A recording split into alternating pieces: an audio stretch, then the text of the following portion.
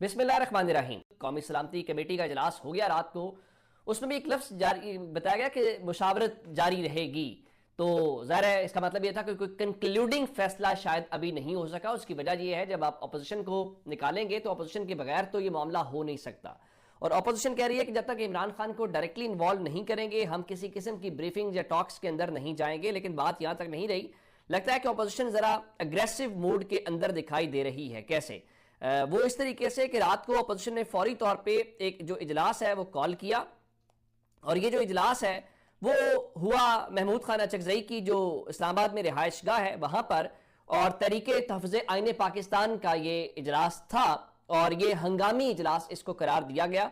और इसमें एक तो असद कैसर, अल्लामा राजा नासिर अब्बास, सलमान अकरम राजा और शिबली फराज, उमर अयूब, लतीफ़ खोसा, साजिद तरीन शामिल थे और दीगर लोग भी जो हैं। और इसमें कहा गया जी अपोजिशन जमातों की पार्लियामान के अंदर और बाहर सियासी हिकमत अमली पर मुशावरत जारी। ये रात को इजलास हुआ और रात के इस इजलास के हवाले से किसी किस्म का कोई एलामिया जो है वो जारी नहीं किया गया। लेकिन इस बारे में बातें बड़ी वाज़ेह हैं कि पाकिस्तान तहरीक इंसाफ या बाकी लोग क्या कह रहे हैं। मिसाल के तौर के ऊपर सलमान अकरम राजा रात को कह रहे थे कि ब्रीफिंग के लिए बंद कमरे में 40-50 लोगों को बुलाया गया ताकि वहां फैसला नाफिज किया जाए और बाहर आकर कह दिया जाए कि तमाम जमातें इन फैसलों पर मुत्तफिक हैं, फिर हम लाख सफाइयां देते रहें। दहशतगर्दी का मसला क्यों नहीं सारी पार्लियामान के सामने रखा जाता जहां मुतासरा इलाकों के नुमाइंदे भी अपनी बात कर सके। यानी तहरीक इंसाफ का ख्याल यह है कि अगर हम वहां पे बैठते तो हुकूमत कहती कि देखिए ये सबका मुश्तरका फैसला है। यानी इस वक्त ख्याल ये है कि हुकूमत एक फौजी ऑपरेशन की जानिब बढ़ रही है।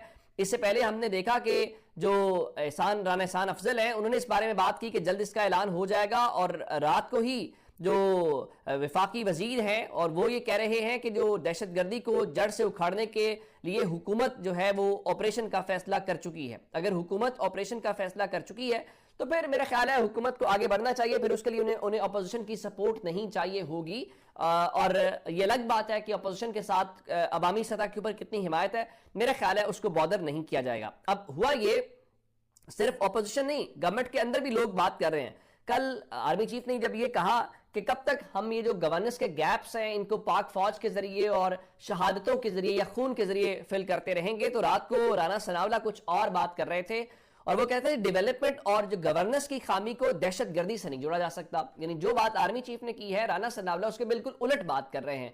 इसकी वजह क्या है? इसकी वजह यह है कि आप हाउस को बुलाएं, जॉइंट सेशन बुलाएं, वहां पे डिबेट करें, वहां पे राइट की, लेफ्ट की, गवर्नमेंट की, अपोजिशन की, मुतासरा इलाकों की, गैर मुतासरा इलाकों की, सब बात करें और पता चले कि इशू है क्या। ये फवाद चौधरी कल कह रहे थे कि इस वक्त प्रॉब्लम यह है कि जो लोग बरसरे इक्तदार हैं उन्हें यह भी आइडिया नहीं है कि एक्चुअल प्रॉब्लम है क्या। यानी खैबर पख्तूनख्वा की सिचुएशन इंटायरली डिफरेंट है बलूचिस्तान से। अब बलूचिस्तान का क्या हाल है, अफगानिस्तान के साथ जुड़ा कुछ है या अफगानिस्तान का खैबर पख्तूनख्वा से जुड़ा, ये बिल्कुल अलग अलग चीजें हैं जिसको शायद समझने में वो चाहते ही नहीं है। और रात को गवर्नमेंट क्या कर रही थी? गवर्नमेंट जस्टिफाई कर रही थी कि देखिए हमने ना इमरान खान को नहीं बुलाया तो इसलिए नहीं बुलाया कि इमरान खान तो फलां दौर में भी शामिल नहीं हुए थे। फलां बिलावल भुट्टो जरदारी ने ट्वीट किया, ख्वाजा आसिफ जिनके पास वजारत दिफा है और कल वो इजलास के दौरान भी तहरीक इंसाफ के खिलाफ ट्वीटें कर रहे थे। उनका रात का जी देखें, जब इमरान खान वजीर आजम थे तो हमारे साथ या अपोजिशन के साथ किसी मीटिंग में बैठना तौहीन समझते थे।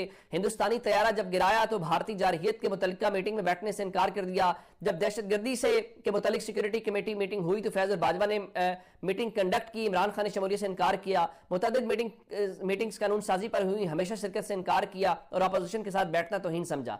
आज क्या खास बात थी कि पीटीआई उनकी शिरकत के लिए इतनी बेताब थी और इमरान खान ने पार्टी की शिरकत को अपनी मीटिंग में मौजूदगी से मशहूर कर दिया। 2 नंबरी की भी हद है। और अब वो इमरान खान के तकब्बुर और रौनक कहां गई? यानी लगता यह है कि इस पूरी गवर्नमेंट के ऊपर एक शख्स का वो क्या कहते हैं कि इमरान खान का वो बुग्स कह लीजिए या ऑब्सेशन सवार है। अब कल जो इजलास हुआ उस इजलास के अंदर भी इमरान खान का बार बार जिक्र होता रहा, और अगर इमरान खान का जिक्र हो रहा था तो क्या आपको अच्छा लग रहा था या आपको बुरा लग रहा था? और उसकी वजह क्या है? मौलाना फजलुर रहमान ने जो बातें की, जिसमें एक तो उन्होंने ये कहा ना कि हमारे ऊपर एतमाद करें और वो कर रहे थे, तो उसके अलावा अली अमीन गंडापुर ने बात की और अपने सूबे के हवाले से बात की। तो फजलुर रहमान साहब ने कहा जा रहा है कि इमरान खान के मुतालिक बात की और ओवरऑल उन्होंने वहां पे ये कहा कि बहुत सारी माजी की जो पॉलिसियां हैं उसके ऊपर तनकीद की कि आपने ये भी किया, इसके भी जिम्मेदार आप थे। और जो गंडापुर साहब ने बातें की हैं मेरे ख्याल से वो बातें वो पब्लिकली भी करते हैं और इतलात ये है कि उन्होंने वहां पे भी की हैं।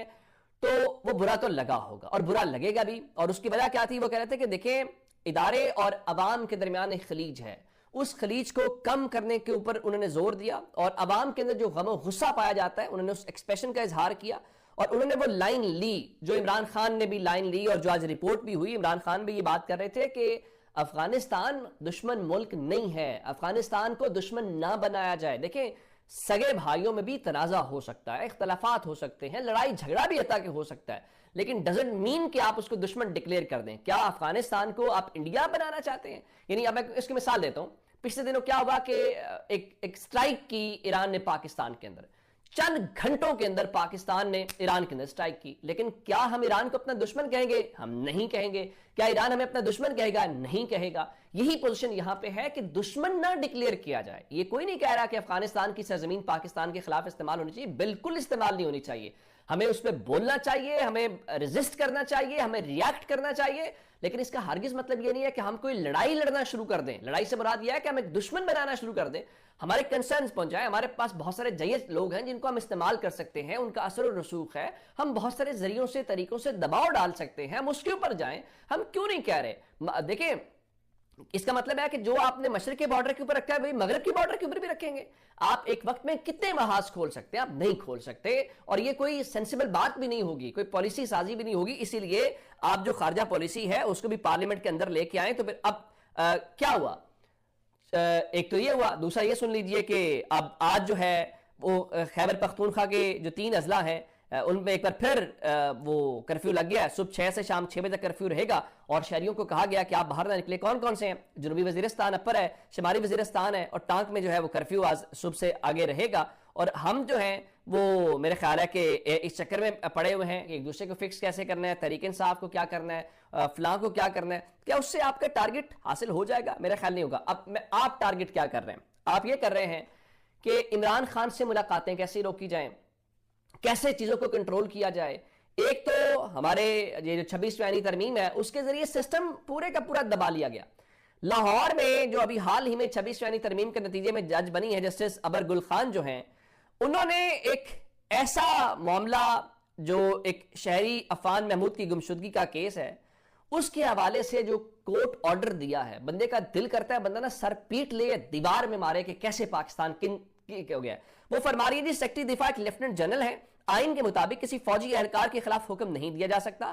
ان کا دفتر راولپنڈی میں ہے جہاں اس عدالت کا دائرہ اختیار نہیں ہے. ایک تو جو سیکٹری دفاع ہیں وہ ایک ریٹائرڈ جنرل ہیں, وہ حاضر سروس نہیں ہے, نمبر 1. نمبر 2, ہمیں ان کے ذریعے پتا چلا ہے کہ راولپنڈی لاہور ہائی کورٹ کے دائرہ اختیار میں نہیں آتا. پھر راولپنڈی کس کے دائرہ اختیار میں آتا ہے؟ اور آپ پرنسپل سیٹ کے اوپر بیٹھے ہوئے ہیں. شاید ان کا خیال تھا کہ وہ راولپنڈی بینچ میں. اس کا مطلب یہ ہوا کہ آئندہ سپریم کورٹ کہا کرے گی آپ ہمارے پاس کیوں آگے کوئٹہ رجسٹری میں جائیں. نہیں, اب ان کو لایا گیا ہے, وہ آئی ہیں, تو اب اس کے اوپر کیا کہا جا سکتا ہے. پھر دوسرا, ادھر جناب جسٹس سرفراز ڈوگر صاحب کو لایا گیا, اور انہوں نے وہ جب معاملہ ملاقاتوں میں لایا تو سپرنٹینڈنٹ ڈیالہ جل درخواست ڈالی, انہوں نے لارجر بینچ بنانے کے حوالے سے ان کی استدعا منظور کی. لارجر بینچ کون سا بنا ہے؟ میرا خیال تھا کہ ڈوگر صاحب خود بیٹھیں گے اور ساتھ وہ بٹھائیں گے سومرو صاحب کو, اور شاید کسی انعام مناس کو یا اعظم خان صاحب کو بٹھا لیں گے, لیکن انہوں نے ایک اس میں تبدیلی کر دی ہے. ڈوگر صاحب خود ہیں, اعظم خان ہے, اور ارباب طاہر صاحب ہیں. ارباب طاہر صاحب ان ججز میں سے ایک جج ہیں جنہوں نے خط تو لکھا تھا پہلے مداخلت کے حوالے سے, لیکن بعد میں جن ججز نے ریپرزنٹیشن بھیجی نا, جنہوں نے یہ چیلنج کیا کہ یہ سینئر ججز نہیں ہیں,